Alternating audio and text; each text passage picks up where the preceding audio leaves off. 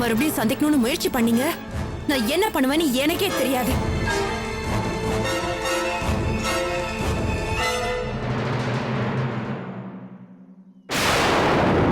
அண்ணி,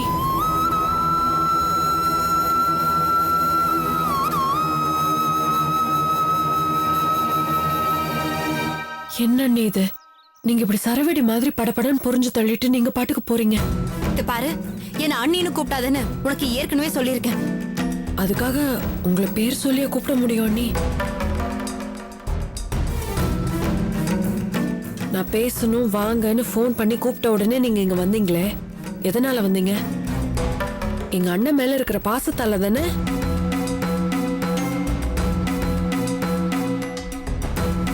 சரி, அன்னைக்கு போலீஸ் ஸ்டேஷன்ல இருந்து எங்க அண்ணனை வெளியே கூட்டிட்டு வந்தது காதல்னால இல்ல மனிதாபிமானத்தினாலன்னு சொன்னீங்களே.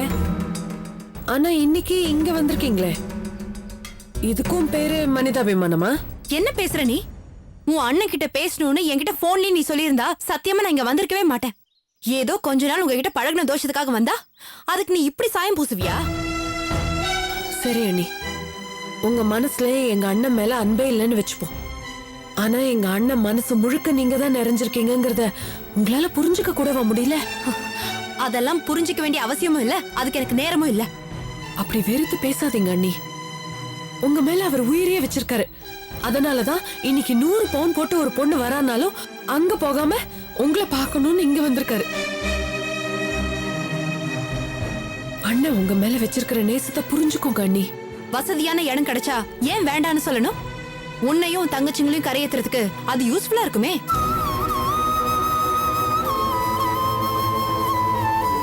அன்பு, காதல், நேசம்னு பெணாத்துறதை விட பிராக்டிகலா திங்க் பண்ணுங்க அண்ணி.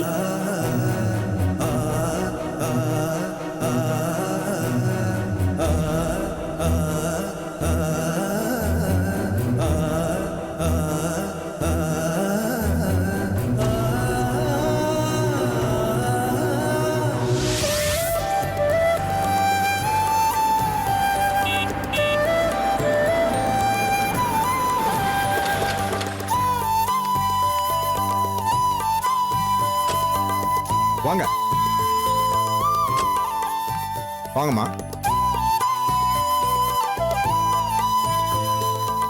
வணக்கங்க. வணக்கங்க. இவங்க தான் பொண்ணோட அப்பா அம்மா. வாங்க வாங்க உள்ள வாங்க. வாங்க வாங்க வாங்க வாங்கம்மா. வாங்க உள்ள வாங்க வாங்க. உட்காருங்க மாப்பிள்ள. உட்காருங்க உட்காருங்க. உட்காரு. எல்லாரும் உட்காருங்க. உட்காருங்கம்மா. உட்காருங்க உட்காருங்க.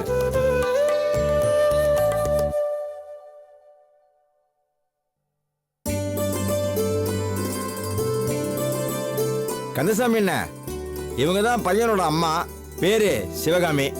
வணக்கங்க. வணக்கம்மா. இவர் தான் மாப்பிள்ள, பேரு கல்யாணராமன். வணக்கம். வணக்கம்.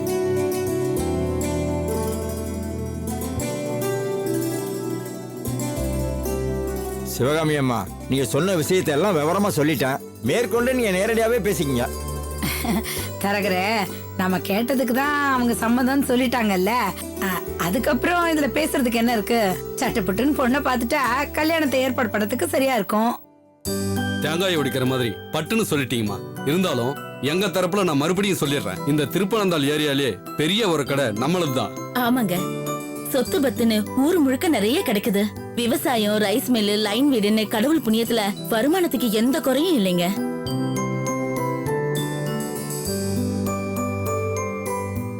எங்களுக்கு ஒரே பொண்ணு தான், வனஜான்னு பேரு. நாங்களும் அவளுக்கு பார்த்து பார்த்து தான் கல்யாணம் பண்ணி வச்சோம். ஆனா மறுவீடு போறதுக்குள்ள அவ தாலி இறங்கிடுச்சு. அதான் நல்ல மாப்பிள்ளைய பார்த்து 2ஆம் கல்யாணம் பண்ணி வச்சிடலான்னு தரகர்கிட்ட சொல்லி வச்சிருந்தோம். அவர் உங்க பையனை பத்தி சொன்னாரு. இன்னும் கல்யாணமே பண்ணிக்காத மாப்பிள்ளன்னதும் எங்களுக்கு ரொம்ப சந்தோஷமா போயிடுச்சு. சம்மதம்னு சொல்லி உங்களை வர சொன்னோம். என் பையனுக்கும் ஒரே ஒரு குறை தான். மணமேடை வரைக்கும் போய் தாலி கட்ட முடியாம நின்னு போச்சு. கூட்டி கழிச்சு பார்த்தா 2 பக்கமும் ஒரே மாதிரி தான் இருக்குன்னு முடிவு பண்ணி பொண்ணை பார்க்க வந்துட்டோம். ஆண்டவனோட விளையாட்டுமா அது. நம்ம வனஜாவுக்கும் கல்யாண ராமனுக்கும் தான் முடிச்சு போடணும்னு ஆண்டவன் எழுதி வச்சிருக்கான். மனுஷங்க நம்ம மாத்த முடியுமா? அதனாலதான் பொண்ணுக்கு அப்படியும் பையனுக்கு இப்படியும் நடந்திருக்கு. இல்லைன்னா நம்ம 2 குடும்பமும் இப்படி சந்திச்சிருக்க முடியுமா?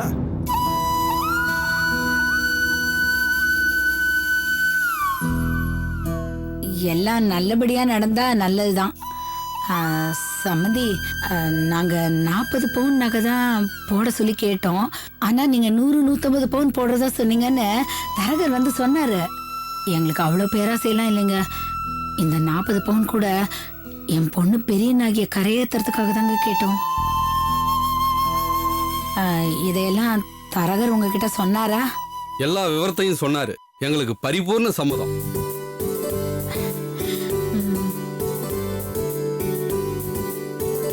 அப்புறம் என்ன, பொண்ணை வர சொல்லுங்க, பாத்துரட்டும். என்ன சிவகாமியம்மா? வர சொல்லுங்க. காமாட்சி. சரிங்க, போய் வனஜாவை கூட்டிட்டு வாமா.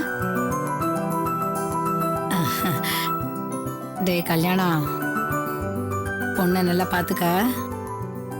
இவதான் உனக்கு பொண்டாட்டின்னு நான் நேத்தே முடிவு பண்ணிட்டேன்.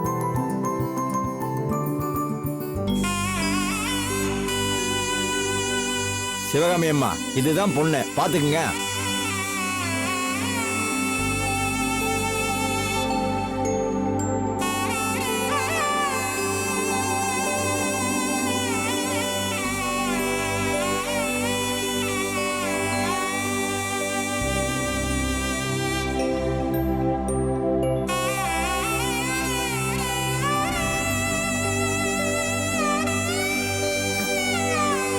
டேய், பாருடா பொண்ண.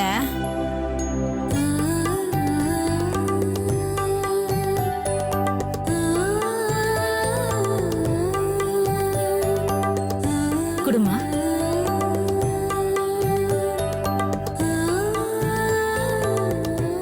வனஜா, இவர்தான் மாப்பிள்ளை. மாப்பிள்ளையை காப்பி கொடுமா.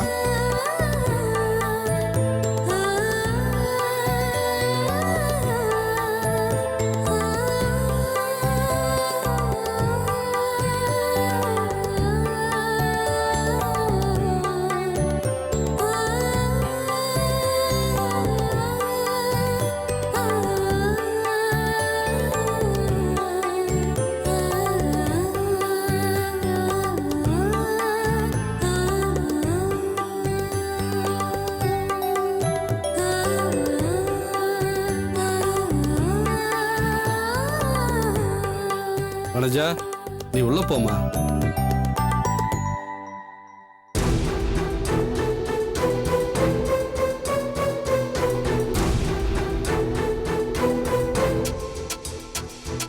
அண்ணா, அண்ணா, பொண்ணுகிட்ட பேசணும்னு சொல்லு. சொல்லு. அம்மா, ம், நான் பொண்ணு கூட கொஞ்சம் தனியா பேசணும். என்ன பேசணும்? அதெல்லாம் ஒன்றும் தேவையில்லை. என்னம்மா, மாப்பிள்ளை என்ன சொல்றாரு? அது அது வந்து அது ஒண்ணும் இல்ல. பொண்ணுகிட்ட எங்க அண்ணன் கொஞ்சம் பேசணும்னு ஆசைப்படுறாரு.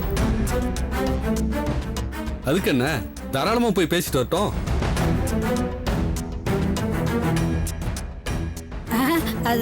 அதெல்லாம் வேணாங்க. இதுங்க இந்த சினிமா டிராமாவெல்லாம் பார்த்து கெட்டு போயிருக்குங்க.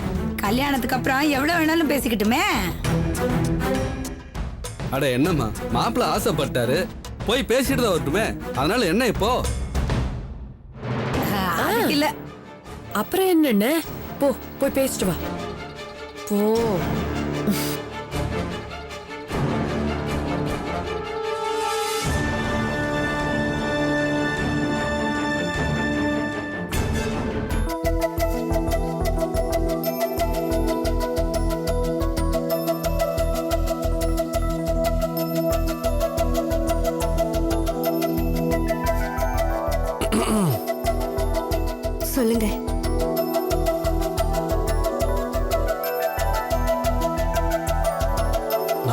எதுவும் தப்பாக நினைக்காதீங்க.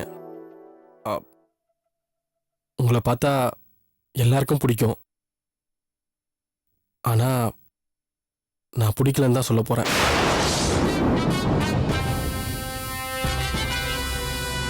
என் மனசில் ஏற்கனவே அபிராமின்னு ஒரு பொண்ணு இருக்கா. அவளை பற்றி உங்ககிட்ட சொல்ல போகிறேன். அதுக்கப்புறம் நீங்கள் முடிவெடுங்க.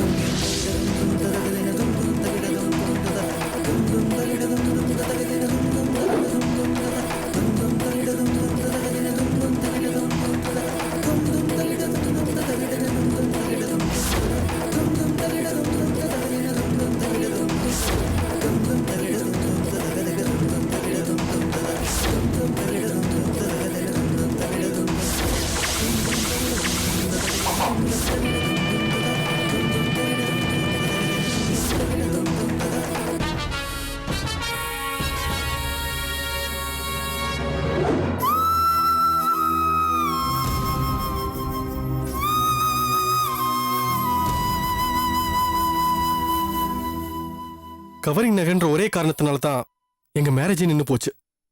ஆனாலும் என்னால் அபிராமியை மறக்க முடியல. மேரேஜ் நின்று போன கவலையில அவங்க அப்பாவுக்கு ஹார்ட் அட்டாக்கே வந்துருச்சு. அதை கேள்விப்பட்டு நான் ஹாஸ்பிட்டல் போயிருந்தேன்.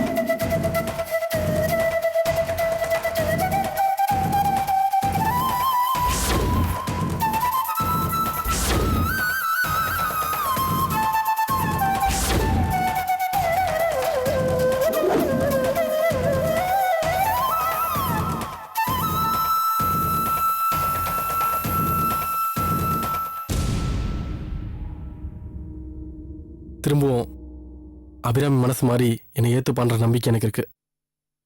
ஆனா இதை புரிஞ்சுக்காத எங்க அம்மா இங்க கூட்டிட்டு வந்துட்டாங்க. அதனால நீங்களாவது என்ன புரிஞ்சுக்குங்க.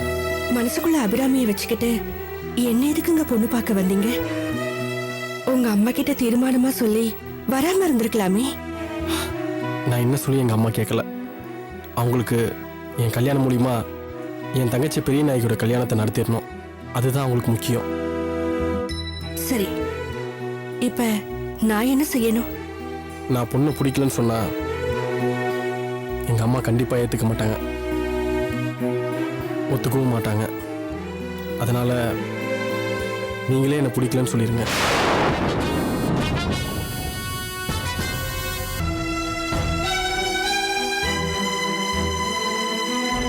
நான் மறுத்தாலும் எங்க அம்மா விட போறதில்ல. இப்படியும் வேற இடத்துல பொண்ணு பார்க்க ஆரம்பிச்சிருவாங்க. நீங்க மறுத்துட்டா எந்த பிரச்சனையும் இல்லை. எங்க கண்டிஷனுக்கு ஒத்து வர ஃபேமிலி அவ்வளோ ஈஸியாக கிடைக்க மாட்டாங்க. அதுக்குள்ள அபிராமி மனசை மாற்றி என் காதலை புரிய வச்சிருவேன். ப்ளீஸ்.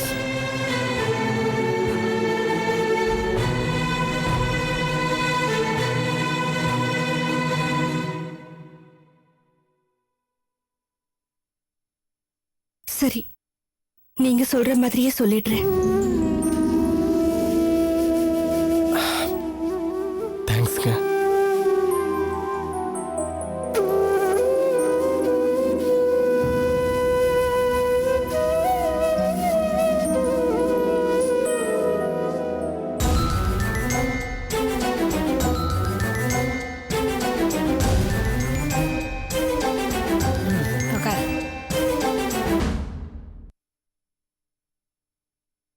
என்னடா பேசுன? ஏதாவது வளர்னியா?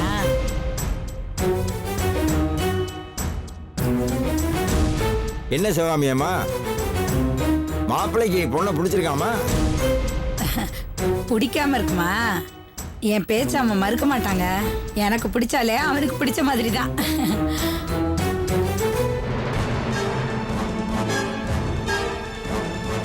இருந்தாலும் பிடிச்சிருக்குங்கிறத மாப்பிள்ளை வாயால சொன்னாதானே இவங்களுக்கு திருப்தியா இருக்கும். ஆமா மாப்பிள்ள, எங்க பொண்ணு உங்களுக்கு பிடிச்சிருக்குல்ல?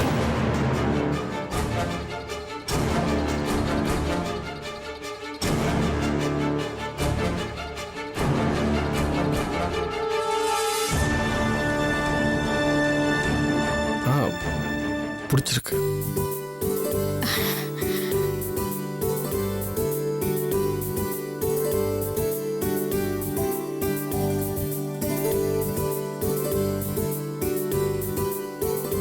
எல்லாம் சொல்லிட்டியா?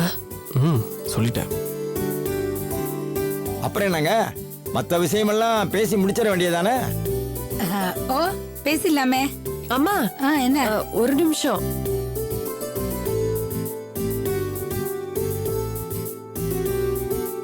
பொண்ணோட விருப்பம் என்னன்னு தெரிஞ்சுக்கணும்ல. அதெல்லாம் எதுக்குடி, பேசாம இரேன். அது எப்படிமா? அண்ணனோட விருப்பம் என்னன்னு அவங்க கேட்டாங்கல்ல, அதே மாதிரி நம்மளும் கேட்கணும்ல. அதெல்லாம் ஒண்ணும் வேணாண்டி, பேசாம இரேன். உங்க பொண்ணு என்ன சொல்லுது? வெளிப்படையா தான் சொல்லுங்களேன். அது ஒண்ணும் இல்ல, உங்க பொண்ணுக்கு என் பையனை பிடிச்சிருக்கான்னு கேட்க சொல்றா.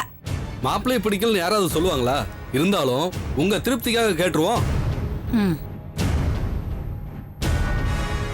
அம்மாடி வனஜா, இங்க வாமா.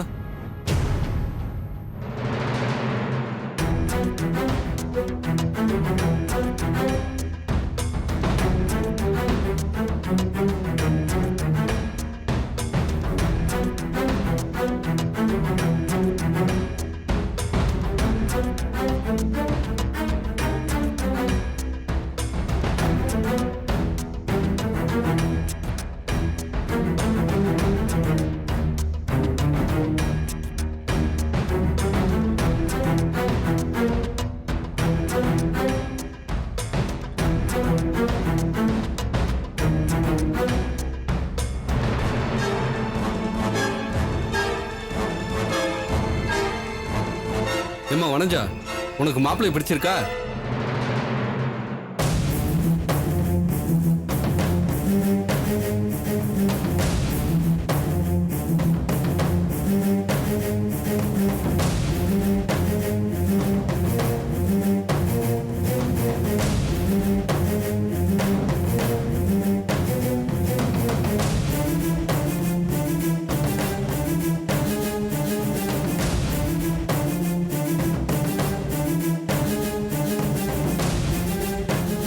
எனக்கு